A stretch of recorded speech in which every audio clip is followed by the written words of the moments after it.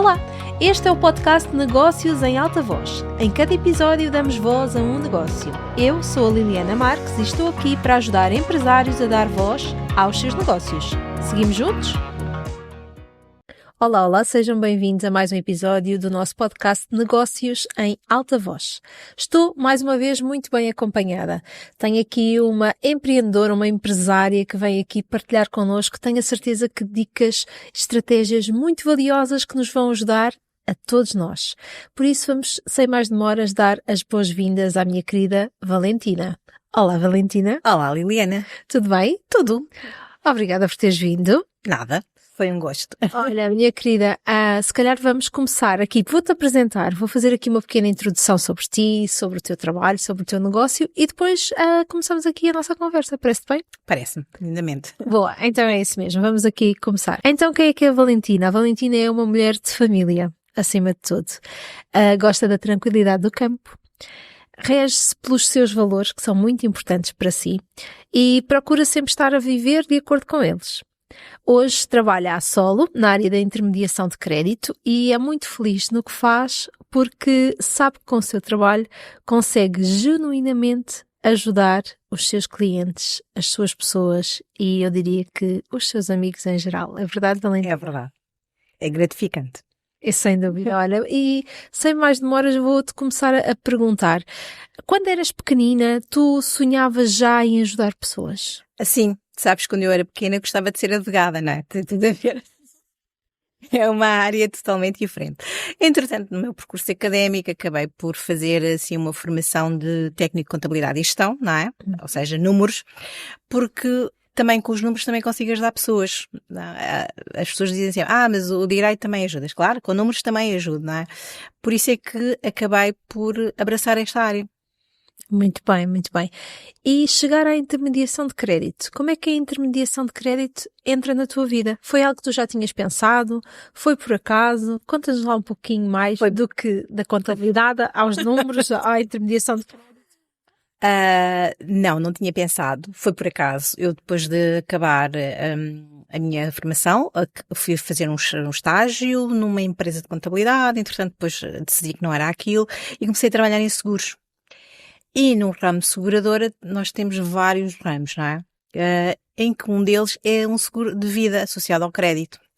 E eu trabalhava já com os meus colegas na preparação dos processos e depois eles diziam assim, devias fazer o curso de intermediação de crédito. Eu, não, os seguros para mim já chega. É muita coisa. Não, intermediação de crédito nem pensar.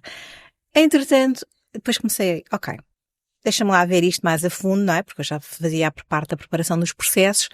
Eu, então vou fazer o curso. Entretanto, acabei por fazer o curso e cá estou, trabalho nas duas áreas. Porque uma área complementa a outra. É nesse sentido. Então, no fundo, dos seguros, abriu-te a porta até a intermediação de crédito. Exatamente, sim. Sempre com o intuito de ajudar pessoas. Sempre com o intuito de ajudar pessoas, porque o objetivo é mesmo que as pessoas tenham poupança no final do mês. Exatamente, e hoje em dia é aqui muito, eu diria que está na moda, não é? Quase que falar aqui como é que nós podemos poupar alguma coisa para que possamos, não é? Disponibilizar desse valor para investirmos noutras coisas. Sim, porque infelizmente o mercado financeiro não está estável, não é? Como nós sabemos, a Euribor continua a aumentar, continua a subir e não há previsão de quando é que vai estancar, não é? Supostamente, diz o BCE que será para o ano, mas aqui é incógnita e infelizmente também os salários não aumentam, não é? Portanto, tudo aumenta, excepto os salários. E as pessoas têm que ver alternativas para conseguir poupar algum ao final do mês. Exatamente. Mais do que uma tendência, é uma necessidade. É uma necessidade. Cada vez mais. Olha, Valentina, hoje em dia fala-se tanto em intermediação de crédito, mas eu acho que se calhar nem toda a gente sabe exatamente o que é que um intermediário de crédito faz exatamente e como é que nos pode ajudar. Sim. Um intermediário de crédito, de uma maneira resumida, faz a ponte entre o cliente e as instituições bancárias ou financeiras. Como é que um intermediário de crédito pode ajudar as pessoas? Por exemplo, tens um crédito à habitação a decorrer, mas que há algum tempo, mas, por exemplo, tens uma taxa, um spread de 1,5, não é? E tu queres renegociar. A regra geral, o que é que tu fazes? Vais ao teu banco. Mas tu não sabes, na praça há vários bancos. Tu, para poderes ir a esses bancos, vais ter que perder um dia de trabalho, ou um dia de férias, umas horas. Ou seja, o que é que o intermediário de crédito vai fazer? Vai fazer esse trabalho por ti, em que vai ver as condições do teu crédito, vai falar com os parceiros com quem trabalha e vai encontrar uma solução mais vantajosa para ti. Só que, e tu não tens rigorosamente que pagar, nem tens que trabalhar com aquele intermediário. Calma, explica-me lá melhor. já estou a ficar aqui confusa. Então, mas tu estás a fazer este trabalho para o cliente. Exatamente. E não é o cliente que te paga? Não, não é o cliente que me paga. Então como é que funciona? Funciona da seguinte forma. Os intermediários de créditos está mesmo legislado pelo Banco de Portugal, existe mesmo uma lei, que é o Decreto-Lei de 81-C de 2017, em que diz que o intermediário de crédito não tem que receber nenhum valor. Quem nos vai pagar a nós será o banco que ficar com o crédito e aquele que o cliente escolher. Então os bancos são, no fundo, os bancos que vos vão pagar a comissão. Pagar a comissão, pagar o vosso trabalho. Exatamente, sim. Mas qualquer pessoa pode recorrer ao intermediário de crédito. Qualquer pessoa, desde que seja maior de idade e que tenha rendimentos declarados, sim. Ok. Então, e em que casos é que nós podemos recorrer ao intermediário de crédito? Já percebi, essa história de renegociar o crédito é uma das soluções que vocês têm enquanto intermediários de crédito. E como é que podes ajudar-nos mais? Por exemplo, posso ajudar na aquisição de uma habitação. Imagina que a pessoa quer fazer obras em casa também. Há crédito para obras. Imagina que tu queres construir uma casa de raiz. Também é possível fazeres um crédito em que tens uma aquisição do terreno e fazes a casa em si. Ou também há situações em que tu tens o terreno, mas não tens dinheiro para fazer a moradia ou whatever. Também existe essa possibilidade. Depois, imagina que o teu filho vai para a faculdade e tu, não entrou numa escola pública, precisa de ir para uma escola privada e tu muitas vezes tens que recorrer a um crédito. Também é possível recorrer a um intermediário de crédito para te aconselhar. O crédito também, temos o crédito automóvel também, temos o crédito pessoal, pode ser para viagens ou para qualquer sonho que tu idealizes. Portanto, podes sempre recorrer a um intermediário de crédito para que possa aconselhar, porque nós não só fazemos o trabalho de pesquisar, mas também de aconselhamento ao cliente. Encontram a melhor solução para a dificuldade ou para a necessidade que o cliente tenha. Exatamente. E é só para particulares? Também funciona para a empresa? Funciona para empresas também.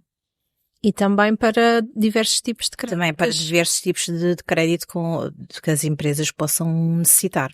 Tu trabalhas mais com particulares ou com empresas? Trabalho mais com particulares. Ok, então já falamos aqui de pedir um crédito, de renegociar o crédito. E depois, para quem tem muitos créditos, Valentina, perdoa-me, mas eu não sei os nomes técnicos, tens que me ajudar aqui neste caso. Também é possível recorrer ao intermediário de crédito? Também. Nesse caso, o que nós vamos fazer é uma consolidação. Ou seja, vamos juntar os créditos todos que a pessoa tenha. E, por exemplo, se for um crédito automóvel, cartões de crédito, não é? E o crédito à habitação, vamos juntar todos num, enquanto aí o que é que acontece? O cliente vai ter uma única prestação mensal e em que não tem que se estar a preocupar, espera lá, será que eu paguei o crédito do automóvel? E quando é que vai ser o débito do cartão de crédito? Ou seja, vai ficar tudo num, portanto vai permitir que o cliente consiga reduzir os valores. E posso dizer, Liliana, que em determinados casos nós conseguimos arranjar soluções para o cliente em que ele tem uma poupança de até 60%. 60%? 60%. Eu percebi bem. Exatamente, percebeste lindamente. 60%. Isso é um valor considerável. É um valor considerável, sim. Lá está, mais uma vez, falarmos desta necessidade da poupança. Sim. Mas há muitas pessoas que ainda não sabem e desconhecem exatamente o que é que um intermediário de crédito faz. Tens ideia qual é que está alguma crença associada a pedirmos a ajuda do intermediário de crédito? Sim, Liliana, eu posso falar por experiência própria. Regra geral, quando eu falo com um cliente, não é? Quando o cliente me aborda e diz-me assim, Valentina, eu preciso saber o orçamento, quanto é que lhe vou pagar. E eu digo, mas não tem custo. E eles, como assim? Mas a Valentina trabalha de graça? Porque é o seu tempo. Não, eu não trabalho de graça. Eu trabalho para si, caso o processo avance, não é? Depois o banco escolher vai-me pagar a mim. E às vezes o cliente diz assim, mas Valentina, imagine que eu falo consigo, mas não quero avançar. Pode acontecer, o cliente ao meio do processo ou no início dizer, Valentina, não quero, mudei de ideias, não vou avançar. E a Valentina não ganha nada com isso. Quer dizer, teve a perder o seu tempo. Eu digo, não tive a perder o meu tempo. Porque o facto de haver uma confiança e esta abertura vai-me permitir que aquele cliente me vá recomendar para uma outra pessoa que ele acha que tem as mesmas dificuldades ou as mesmas necessidades que eu o possa ajudar. Exatamente. No fundo, um intermediário de crédito e tu, em particular, Valentina, vais-nos fazer poupar, para além de dinheiro, tempo e chatices. Exato. Muitas vezes nós também não sabemos todos os pormenores necessários e nem sempre os bancos estão disponíveis também para aconselhar da melhor forma, não é? Porque nós só temos acesso àquele banco e não a toda a panóplia do mercado, não é verdade? Sim, depois também tens que perceber uma coisa. A banca, não é? Nós somos consumidores, não é? Portanto, quando tu vais ao banco, muitas das vezes os balcões também estão reduzidos com um número de pessoas, não é? Tem um tempo limitado para estar com as pessoas. Imagina, se tu tiveres muitas pessoas a recorrerem ao banco, não é? Acaba por não conseguires ter um aconselhamento geral, porque vais ter só daquele banco. Será que o banco ao lado poderá te oferecer melhores condições?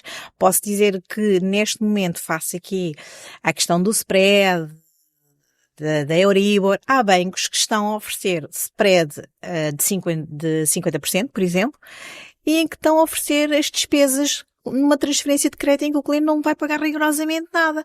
Se tu fores ao teu banco, tens um spread de 1,80. O teu banco vai dizer, Liliana, eu vou reduzir o spread, não é só o spread, há várias premissas que também têm que ser revistas, para 0,90. E tu, olha, fantástico, mas não sabes mais nada.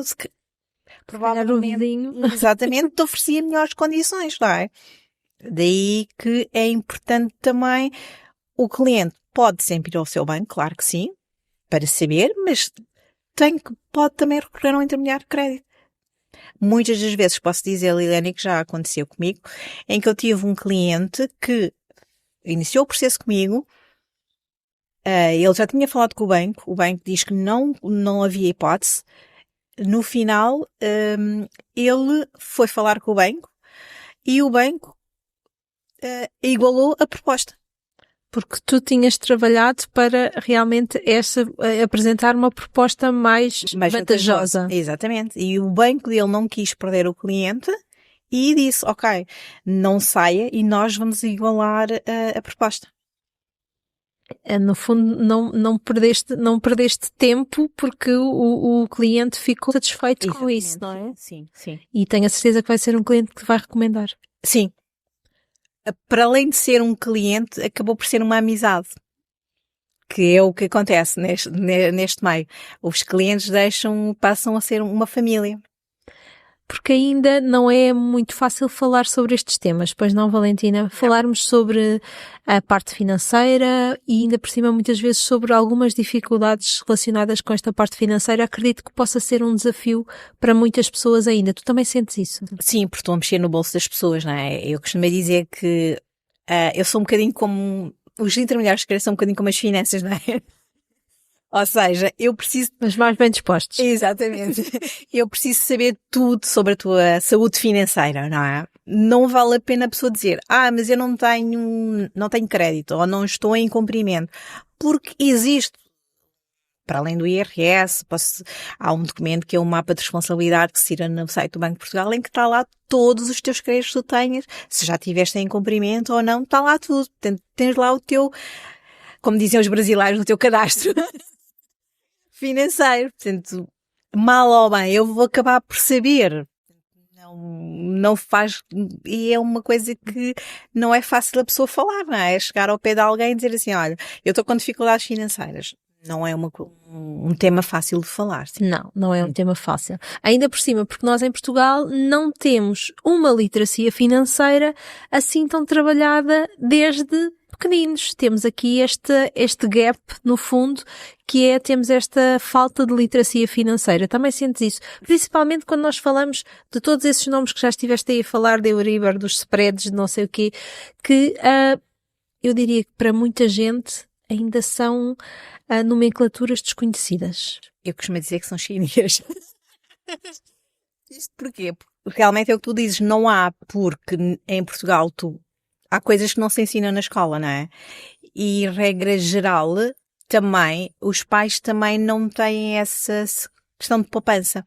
Se calhar, há uns anos atrás, as pessoas não tinham a tecnologia que têm hoje em dia, não tinham a facilidade de utilizar cartões de crédito, não gastavam tanto, havia mais poupança. A realidade é que, neste momento, cada vez há menos poupança. Porque as pessoas são extremamente consumistas e na escola não se ensina a poupar, não se ensina o valor do dinheiro.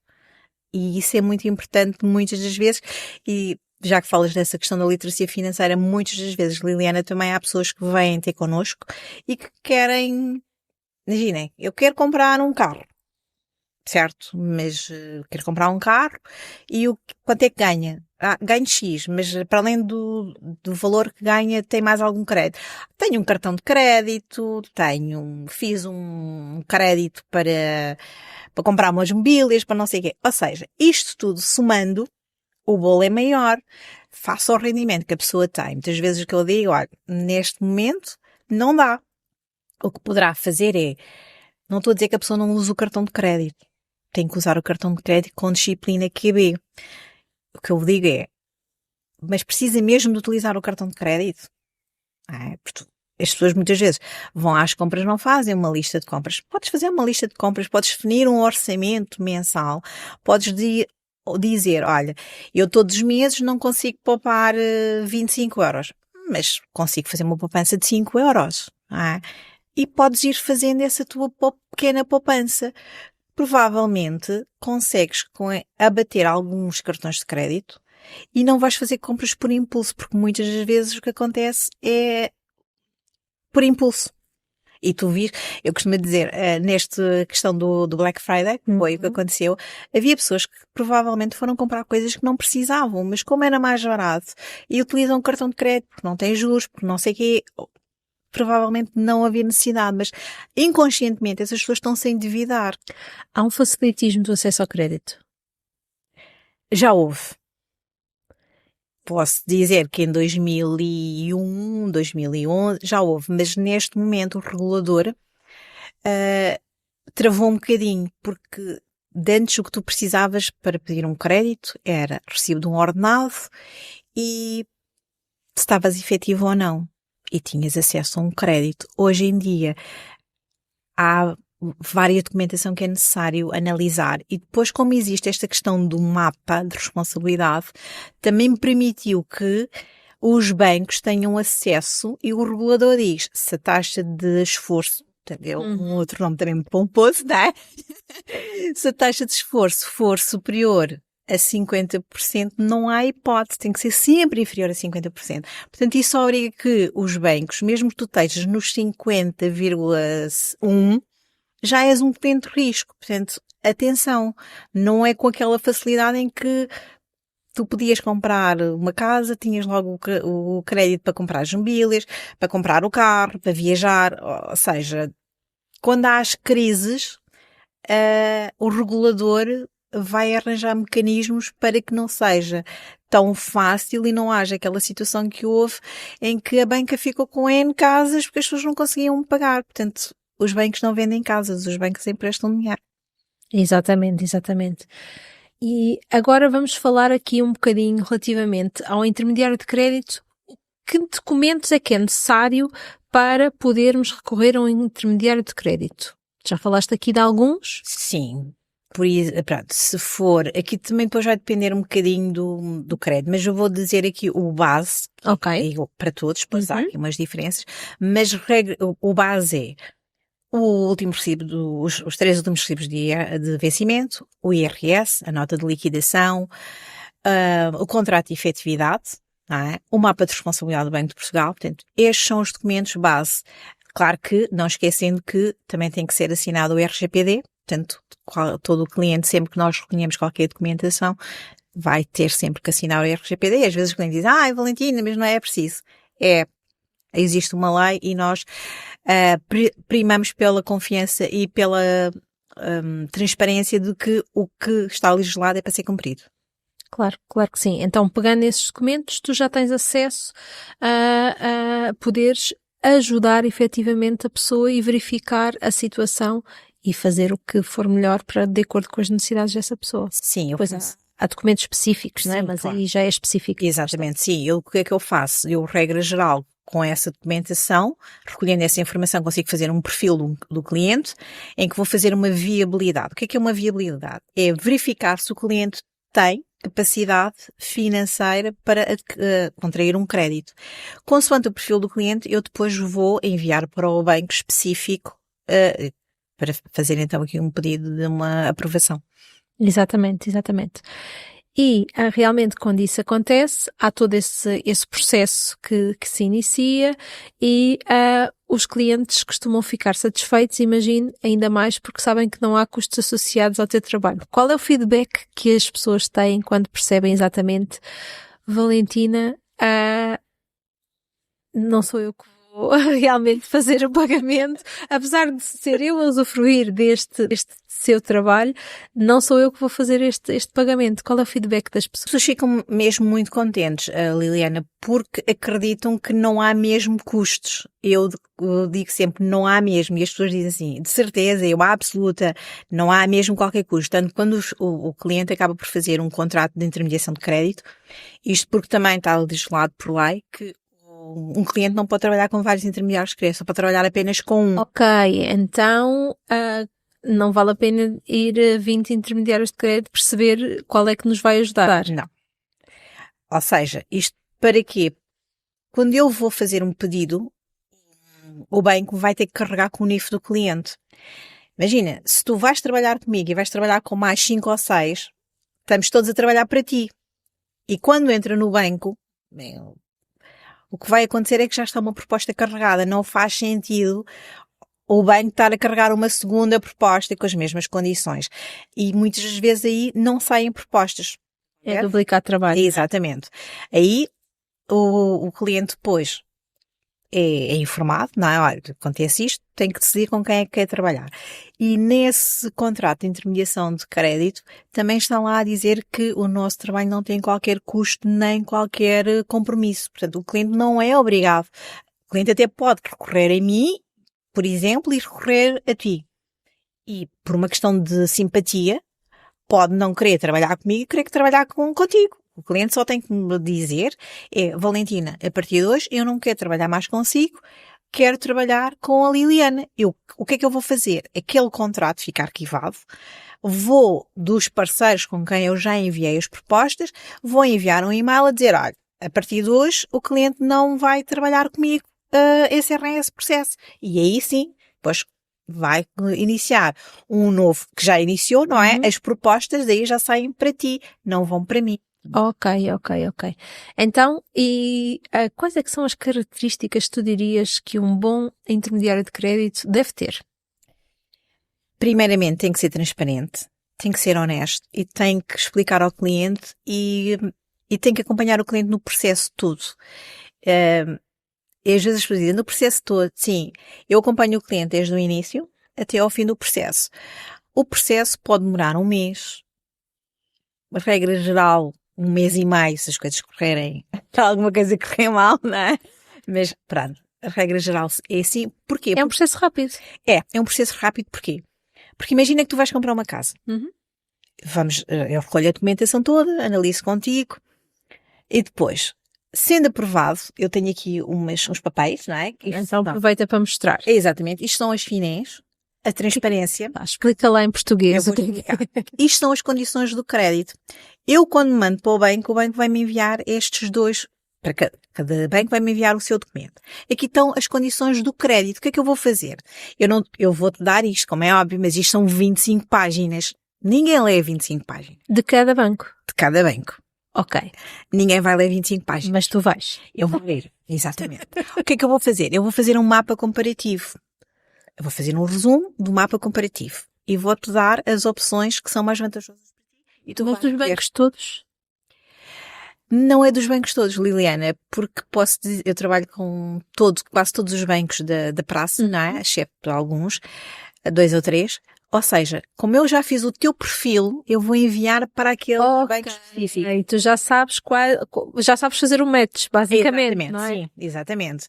Então, como eu estava-te a dizer, isto... És quase o Tinder dos créditos. É quase isso, quase o Tinder dos créditos.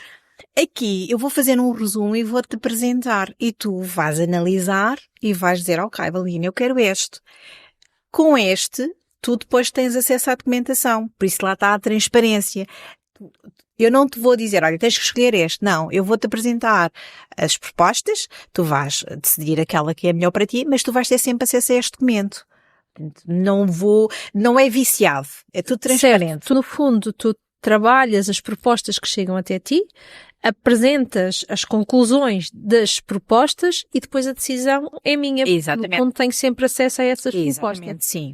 Depois, tu escolhes o banco para ti é o melhor, não é? O que é que vai... Pronto, claro que depois, o que é que vamos fazer? O passo seguinte será a abertura de conta. Nesse passo, eu também vou contigo fazer a abertura de conta. Entretanto, já escolheste a tua casa e é preciso marcar uma avaliação. Se a pessoa... O que é que vai acontecer? Nessa situação, eu também, se tu quiseres estar presente, vais tu. Mas eu também vou-te acompanhar. Se tu não quiseres estar presente, eu vou estar naquela avaliação. Porque para mim também é importante, por exemplo, imagina que tínhamos uma avaliação marcada hoje. Se tu me ligares daqui a 2 horas ou 3 e dizer assim, olha Valentina, como é que correu a avaliação? Eu vou dizer, ai Liliana, não sei. Não é? Vou ter que ligar para o banco para saber, não faz sentido, não é? Então o que é que eu faço? Eu vou e posso, no final da avaliação, posso ligar para ti e dizer, olha Liliana, correu bem, portanto agora estamos à espera que o banco então faça a marcação da escritura. No dia da escritura também vou contigo. Ou seja, porque muitas das vezes o que acontece é que tu só falaste com a pessoa do banco, não é? Uma vez, quando foste abrir a conta, mas durante o processo todo falaste sempre comigo. Portanto, faz sentido que eu esteja sempre presente. Eu costumo dizer que cada cliente é como se fosse um filho. É o primeiro dia de escola, é o segundo, até ele ter asas, não é? Autonomia, não é? Exatamente, quando já assina a escritura e já tem a chave da sua casa e já deixa um bocadinho de depender de mim. Já deixa de estar debaixo da asa da mãe. Exato. Olha, eu acho isso muito, muito interessante e esse processo também dá muita confiança ao cliente, eu acredito. Sim, claro que sim. Faz a diferença. Faz a diferença e é isso que muitas das vezes é importante para um intermediário de crédito, é estar sempre presente, porque não é só quando o cliente chega e te dá, olha, eu quero fazer um crédito contigo e tu, ok, fantástico, tenho um cliente e depois tens que acompanhar o processo. É fantástico essa parte de percebermos exatamente que temos ali um braço direito que nos acompanha e que provavelmente também nos explica os passinhos todos, não é? Sim, porque é um processo complexo, não é um processo fácil. E os clientes com chave na mão chegam até ti? Chegam. Posso falar num caso, portanto, da Teresa. A Teresa é uma pessoa solteira, não é? Portanto, em que ela tinha uma mensalidade de 237 euros, em que tem o valor, um rendimento um mensal de 900 euros, não é quase nada. E a preocupação dela foi, Valentina, eu preciso poupar. Preciso de reduzir custos. Tudo bem, então vamos ver o que é que conseguimos. E a solução mais vantajosa para ela é a taxa mista. O que é a taxa mista? Durante um período de tempo, tu vais pagar sempre aquele valor, independentemente se a Euribor vai subir, se descer não, mas se continua a subir, não é? E neste caso, tudo bem. O objetivo era a poupança e consegui aqui com um parceiro em que ela passou a pagar 198 euros por mês e durante 2 anos, poderia ser a 5 ou a 2 ou a 3, mas ela preferiu a 2. Ela, não, Valentina, eu acredito que durante 2 anos eu consigo me organizar financeiramente. E ela decidiu pelos 2 anos. Durante 2 anos, a Euribor aumentar ou não lhe vai fazer a mínima diferença. Porque ela sabe que durante 2 anos vai pagar 198 euros. Ponto. E posso dizer que a Euribor dela iria atualizar agora em novembro, não é? E ela passaria quase a pagar, já estaria quase nos 280, 290 euros. Portanto, ou seja, é uma coisa que ela não tem que se preocupar. E ela ficou super, super, super feliz. Imagino que sim. E como é que tu podes ajudar no caso das consolidações de crédito? Ou seja, juntares os créditos todos, isto também é possível haver esta poupança assim tão... É possível, porque aqui o que eu vou fazer é somar os créditos todos e verificar qual é que é o banco que consegue aqui reduzir, e muitas vezes consegue-se. Posso dizer, por exemplo, havia um cliente que tinha um valor mensal dos créditos todos, dava à volta de 1.750 e passou a pagar 590. Portanto, juntamos aqui quase metade. Isso é possível? É possível. E as pessoas não têm esta noção, pois não? Não, as pessoas não têm essa noção. Isso é que eu ter dito há bocado que é possível haver poupanças até de 60%, até 60%. Portanto, é uma questão das pessoas recorrerem aos especialistas de intermediação de crédito, porque às vezes as pessoas têm este medo de... E se eu chego lá e a pessoa me diz assim, agora tenho que pagar. Ninguém trabalha de graça, não é? Como é óbvio, não é? Mas aqui a realidade é esta. O primeiro processo, até haver o fecho do processo, nós estamos a trabalhar em prol do cliente. Isso é fantástico. É ajudar verdadeiramente a pessoa, não é? Sim. E o pagamento virá lá no fim, não Sim. é? Mas acima de tudo é deixar os clientes satisfeitos, contentes e... Sim, porque eu costumo dizer, mesmo que há situações em que não há mesmo hipótese, em que as pessoas já estão no seu limite, não é? Muitas das vezes nós não conseguimos ajudar, mas o banco do cliente, que na altura não tinha abertura para o ajudar, é o primeiro a dizer, ok, então vamos nós aqui fixar uma mensalidade, não é? Para que o cliente não entre em cumprimento. Ou seja, é uma ajuda indireta, mas para o cliente é um alívio. Imagino que sim. Olha, e diz-me uma coisa, Valentina, quando tu estás realmente aqui a trabalhar com as pessoas e deparas-te que não vais conseguir ajudar a pessoa efetivamente, isto já te aconteceu? Já. Como é que foi para ti e para a pessoa em si perceber isso? É frustrante, porque a pessoa já está no seu limite e já está... já é o último recurso, não é? Mas nesses casos, muitas das vezes, as pessoas recorrem a nós quando já estão mesmo... Não há solução. Porque o que é que acontece, Leandro? Como tu estavas a dizer, como não há pouca literacia financeira, infelizmente o que é que muitas vezes as pessoas fazem? Têm um crédito, vão pedir outro crédito para pagar aquele crédito. Isso nunca se faz, pois não? Não. Então, o que é que se faz quando a pessoa está a entrar numa situação financeira difícil? O que é que a pessoa deve fazer? O que a pessoa deve fazer é, se tiver crédito a decorrer com os financeiros, portanto, aqui desmiolando, os financeiros são tudo que não seja banca. Ok. Que é para não estar aqui a dizer nomes, portanto, ou seja, quando a pessoa já tem um crédito e já não consegue pagar, o que nós aconselhamos é liga para a financeira e diz, olha, eu não consigo pagar. Qual é que é a possibilidade de eu reduzir a prestação? Fixar um valor todos os meses para não entrar em cumprimento. Antes de entrar em cumprimento, Antes de entrar em cumprimento, exatamente. E isso é possível, porque também existem mecanismos legais para isso. Okay? Isso é possível. Se temos um crédito à habitação, por exemplo, quer ser cartões de crédito e crédito pessoal, também é possível ir ao banco e dizer, olha, eu não vou conseguir cumprir com as minhas obrigações. Existe também um mecanismo, que tem um nome assim pomposo, mas será para uma outra altura, que é o PARI, em que os bancos têm que renegociar com o cliente. Ou seja, vão fixar aqui. Será uma espécie de moratório. Ok. Mas não, pronto, para ser assim, para as pessoas perceberem. Em que também se vai aqui arranjar uma solução. Se a pessoa não faz isso, os bancos também não sabem o que é que vai acontecer. A pessoa vai fazer o quê? Vai pedir outro crédito para pagar aquele crédito e estás-te a subendividar. Quando chegas a um ponto já não tens nada. E isso já aconteceu. Porque os clientes estavam a pedir um crédito para pagar outro crédito. E já não havia mesmo manobra ali. Portanto, foi com muita tristeza e muita pena minha que tive que dizer ao cliente e ele fica triste porque eu era a última linha da estrada, estás a perceber? Era a luz ao fundo do túnel. Mas não havia mesmo hipótese.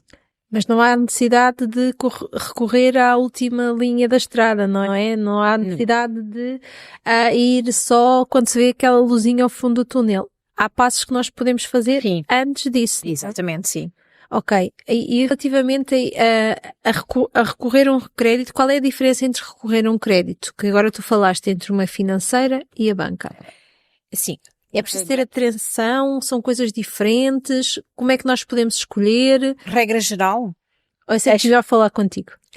É sempre melhor aconselhar-se por um especialista de intermediação de crédito. Mas, se o cliente não quiser, regra geral, as financeiras têm sempre a taxa de juros mais alta. Sim, resumidamente. Do que a banca.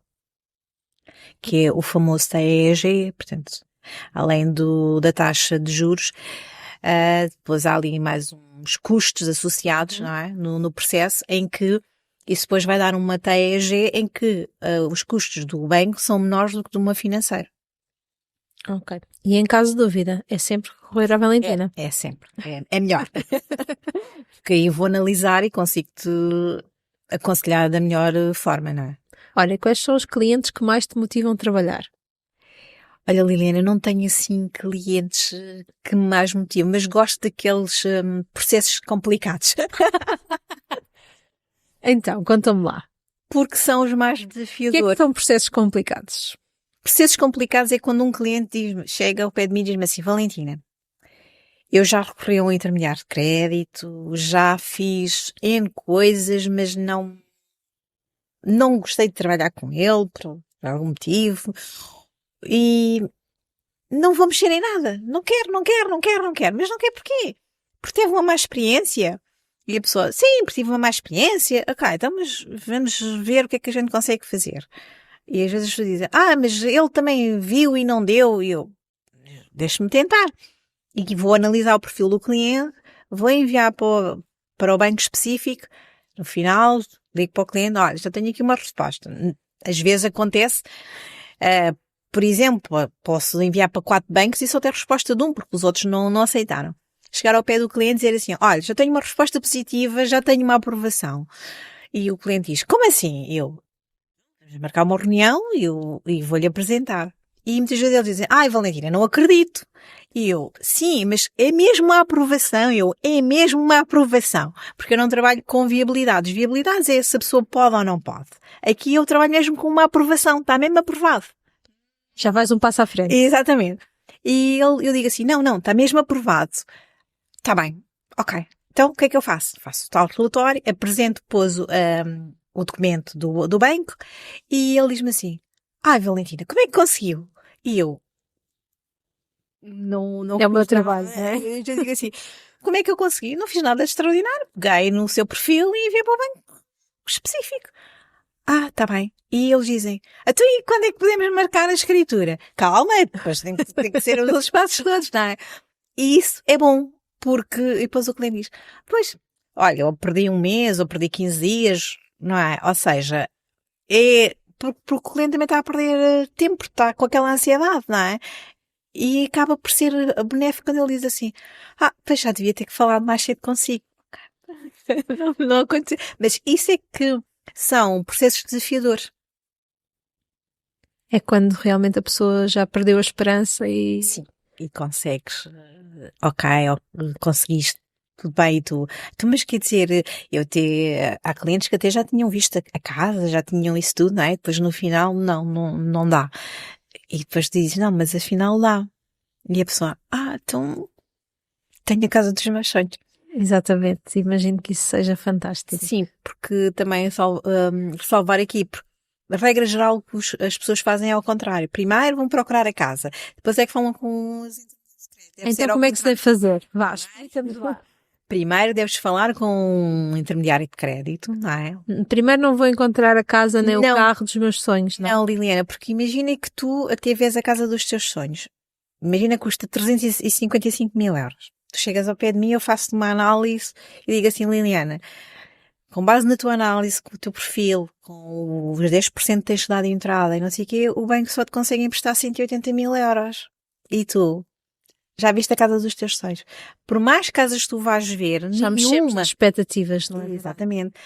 Nenhuma vai ser do teu agrado. Portanto, antes de procurarem uma casa, primeiro percebam se conseguem ou não pagar, se o banco vos vai financiar ou não aquele valor. Temos que perceber que casa é que cabe no nosso bolso primeiro. Exatamente.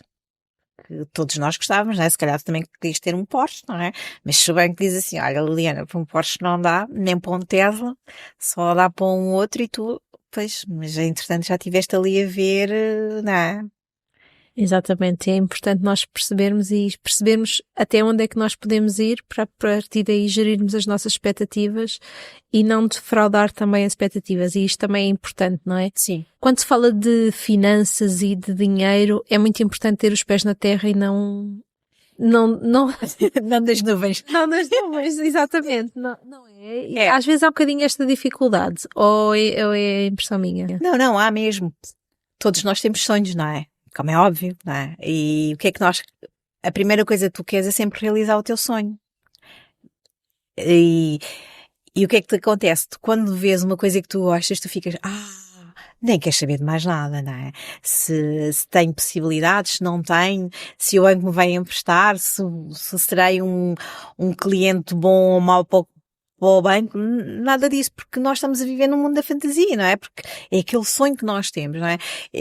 É como tudo na vida, se calhar, eu costumo dizer, por exemplo, eu quando fiz o curso de intermediação de crédito, tens que ser certificada pelo Banco de Portugal, não é? E eu lembro-me quando entrei na sala e eu pensei, eu já tinha estudado e feito os testes, não sei o quê, mas aquele nervosinho, não é? E eu lembro-me quando fiz o teste, quando cheguei a casa, eu disse ao meu marido, eu acho que não passei. E ele, mas como assim? Eu acho que são 20 perguntas e tens que ter 70%. Eu disse, eu acho que não passei, acho que falhei ali uma e depois não tens meias perguntas, ou está certo ou está errado. Eu disse, eu acho que não, acho que havia ali duas que não, e eram as que valiam mais, acho que fiquei ali, morri na praia. Ok? E depois quando veio, ele, não, acredito que tenhas passado. Quando veio o e-mail a dizer que eu tinha passado, ou seja, a minha expectativa estava incorreta, não é? Porque eu achei que ia mesmo morrer na praia.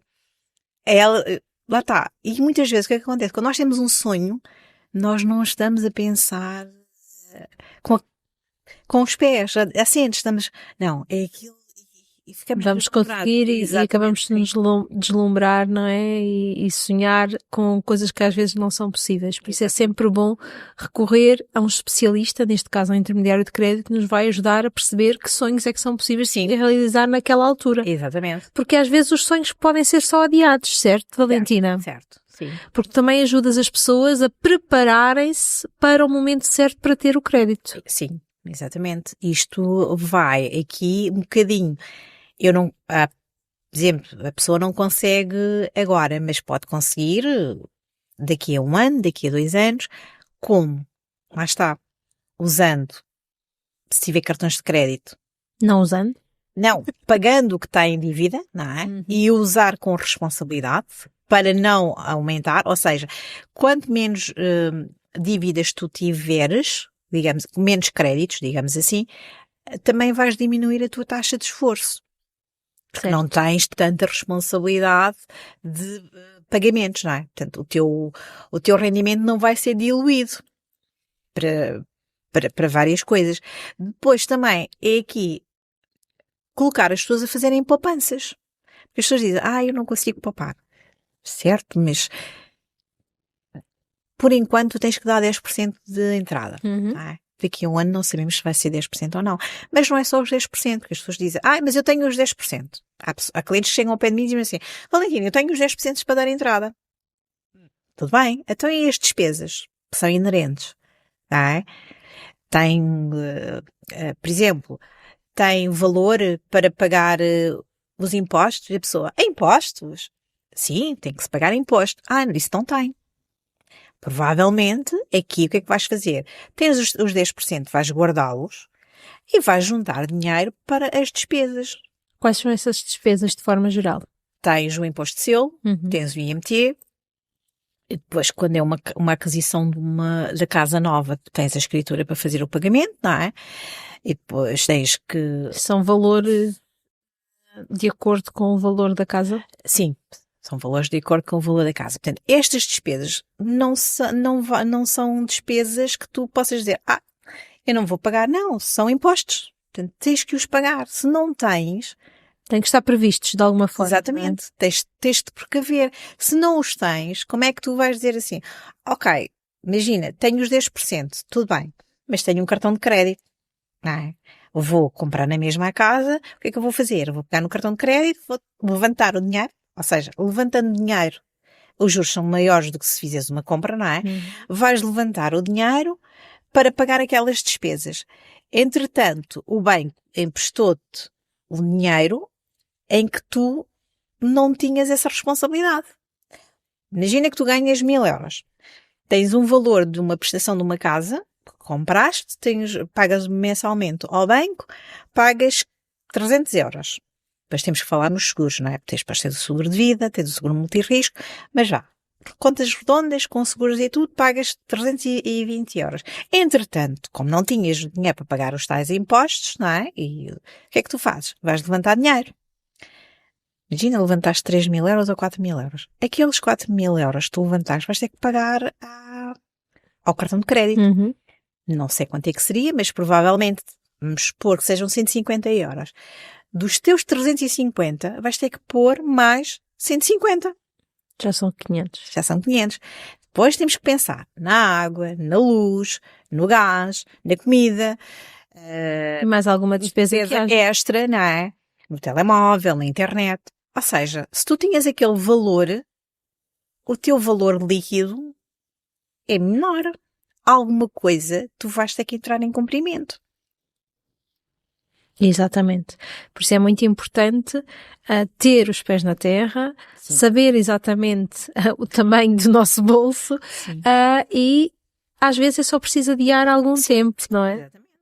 E é melhor até adiar algum tempo do que entrar no tal incumprimento. Sim, é melhor. Hoje em dia tem-se falado muito nas notícias que as famílias têm diminuído os incumprimentos. Também é devido aos intermediários de crédito e recorrerem cada vez mais aos intermediários de crédito. Sim. Tens alguma noção de... Liliana, não, porque o Banco de Portugal não contabiliza. Isto porquê? Porque é uma pena. Isto porque os intermediários de crédito, como são várias empresas, cada uma delas faz faz a sua medida interna. Ok. O que o banco faz é quantas famílias é que recorreram ao crédito, de que forma é que foram, que mecanismos é que utilizaram, não existe aqui que se possa dizer, olha, foi através dos intermediários de crédito. Não, porque cada um tem a sua estatística, digamos assim. Ok. Mas é importante... Sim, mas posso dizer que houve uma marca que foi à televisão que fez uma estatística e que, segundo eles, até ao mês de outubro, há mais de 65% que Das pediu pessoas que recorreram ao crédito foram através de intermediários de crédito da marca em questão. da marca X, exatamente. Exatamente. É uma boa marca. Sim, desde o início do ano até outubro, portanto, é uma boa meta. Então é porque realmente o vosso trabalho está eficaz, por assim dizer, não é? Sim, sim. E cada vez mais eu também acredito que o facto de se falar mais na televisão, não é? Porque o facto da Euribor ter estado a aumentar obriga que os telejornais comecem também a dar alguma... Às vezes são alarmes a mais, não é? Sim, às vezes são, é verdade. Mas começam também a falar no assunto e as pessoas depois têm curiosidade e vão fazendo pesquisas. E vão-se quase preparando para, não é? Depois tens algumas marcas que são conhecidas, em que a pessoa diz, olha, vou preencher aqui o questionário e a pessoa vai-me ligar e as pessoas depois tiram dúvidas. Ou seja, é um alarme generalizado, mas também é bom. Porque Tem sido uma mais-valia. Exatamente, sim, porque depois eles também fazem uma coisa que até fazem as continhas para as pessoas perceberem. Aqui, acho que já não sei, mas foi agora este mês que deu no telejornal de uma pessoa, por causa da Euribor agora é que vai haver o ajuste da Euribor a 6 meses. Portanto, vai atualizar aqui os valores das prestações e eles tinham lá um exemplo em que uma pessoa que tinha um crédito de 150 mil euros, por exemplo, pagava 700, passaria a pagar 816, portanto teria aqui um aumento de aproximadamente 60 euros. Isto também já dá, porque eles, como já utilizam exemplos, percebes? Eu acho que já é muito importante as pessoas também, quando veem o telejornal, ter um canal público, as pessoas perceberem, olha, eu não tenho 150 mil euros, mas tenho um bocadinho mais, mas espera, se aquele que tem 150 mil euros, que é um exemplo, aumenta exatamente 753, por exemplo, vai passar a pagar 816, não é? Eu se calhar vou ter um aumento semelhante, ou seja, é bom quando isto acontece. Porque as pessoas já se vão preparando. Exatamente. No fundo. É um serviço público que a televisão também está a fazer um bocadinho de literacia financeira. O exemplo não é só dizer, ou não sei o quê, aquelas palavras fantásticas que eu estava-te a dizer, não é? Em que as pessoas dizem, mas o que é isso? Não, com exemplos é mais fácil as pessoas perceberem e o que é que podem fazer. E então houve uma grande mudança relativamente à crise de 2008, não é? Em que as pessoas não estavam à espera destas alterações, 2008, 2011, destas alterações e foram um bocadinho apanhadas de surpresa. Aqui já tivemos Sim, já tivemos uma preparação e também o facto de o Banco Central Europeu também vir alertar e depois também as pessoas, próprio Banco de Portugal também dizer, atenção, que a era das taxas negativas acabou, as taxas vão aumentar, só que o mercado não estava preparado é que fosse um aumento tão abrupto. Exatamente, seria um aumento gradual. Mas as pessoas já começaram a se preparar que, sim, iríamos ter uma crise a nível de aumento de taxa da Euribor. Portanto, já houve mais informação. Muito bem. Olha, e vamos falar também de casos de sucesso. Casos de sucesso que tu possas partilhar. Claro que vais proteger a identidade dos teus clientes, mas eu acho que é importante falares aqui de 2 ou 3 casos de sucesso que tenham sido importantes para ti. Sim, olha, pronto, estava-te a dizer que tive o caso da Teresa, não é? Portanto, nome verdadeiro, claro. Depois tive também aqui o caso também de sucesso do Luís. Pronto, para ele foi um insucesso, porque não fechou comigo, não é? Mas para mim foi um sucesso, porque ele na altura foi falar com o banco dele e o banco dele disse-lhe não, ok? Depois de eu ver as possibilidades e ter-lhe entregue o tal FINE, não é? A ficha normalizada de crédito dos bancos, ele foi ao banco dele e disse, olha, eu tenho esta proposta. E o banco disse, então, deixe-me ver o que é que eu consigo fazer. Ao fim de 3 dias, ele liga-me e diz-me assim, olha, Valentina, e ele disse-me, olha, eu vou tentar. Eu disse, claro que sim, acho muito bem que faça e que fale com o seu banco. E ele disse-me, olha, Valentina, o meu banco vai acompanhar a proposta. E eu, olha, ótimo, porque não tinha que mudar de banco. E para ele foi um bocado triste porque não fechou, mas não faz mal. Entretanto, tem um processo a decorrer, que foi uma pessoa com um familiar dele, portanto...